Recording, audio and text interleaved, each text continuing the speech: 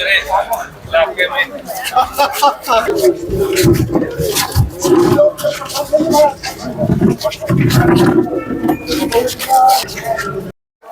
दक्षिणी हरियाणा के वो दादरी हो, वो भिवानी हो, वो महेंद्रगढ़ हो, वो नारनौल नांगल चौधरी हो, वो नूह का इलाका हो, यहाँ किसान हाहाकार कर रहा है।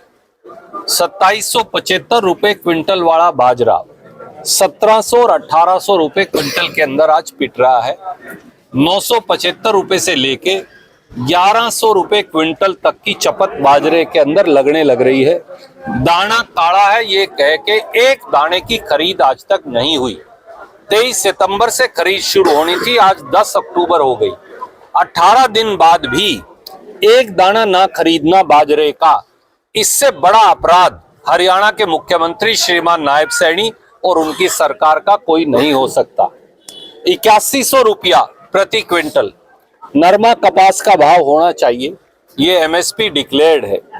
इसके अंदर भी 1000 रुपए क्विंटल से लेके 1500 रुपए क्विंटल तक की चपत सीधे सीधे किसान को लगने लग रही है, क्योंकि cotton corporation of India CCI या हरियाणा सरकार खरीद करने आई नहीं, तो जो प्राइवेट आदमी अपने मन पे खरीद कर सकता वो करने लग रहा है।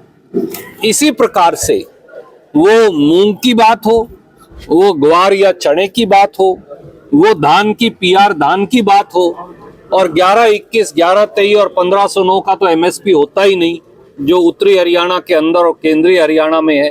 सारी फसलें चौपट पड़ी हैं और सरकार आंखें मूंदे सोने लग रही है। हमारी मांग सीधे सीधे है, श्रीमान नायब सैनी हेलीकॉप्टर से नीचे उतरो।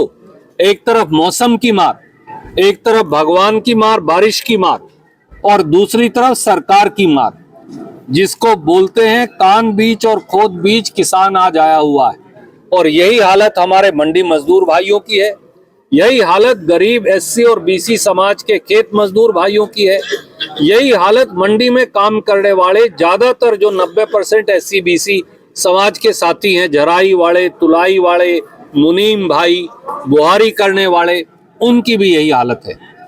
इस लूट के धंधे को श्रीमान नायब सैनी कब बंद करेंगे?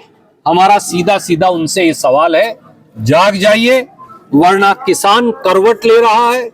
और जिस दिन हरियाणा में क्रांति की शुरुआत होती है, उसमें बाडड़ा, लोहारू, दादरी, झोजू, यहां से एक चिंगारी लगती है।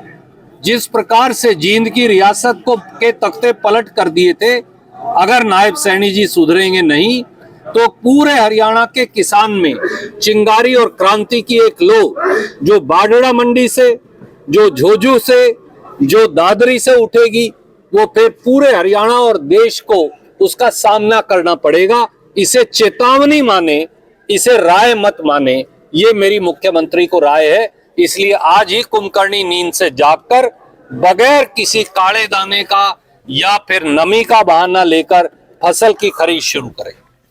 लगातार हरियाणा में राजनीतिक समीकरण बदल रहे हैं। इनेलो ने रोहतक में रैली करके अपने आप को सत्ता के करीब मान लिया है, क्या कहना चाहेंगे? देखिए, आज लड़ाई सत्ता की है ही नहीं, जैसा मैं कह रहा था।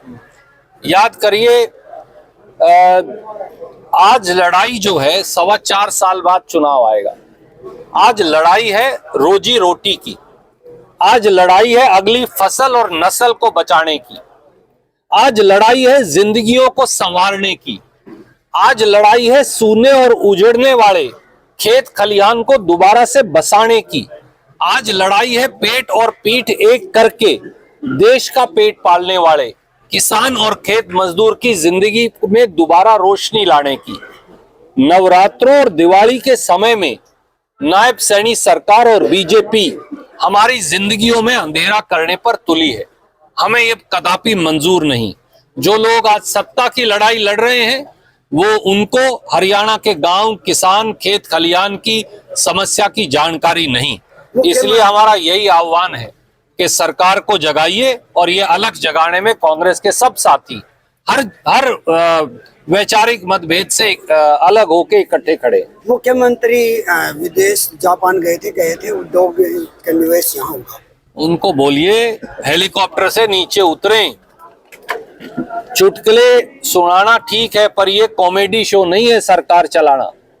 सरकार एक गंभीर चीज का नाम है। सरकार लोगों के आंसू पोंछने का नाम है। सरकार घाव पर मरहम लगाने का नाम है।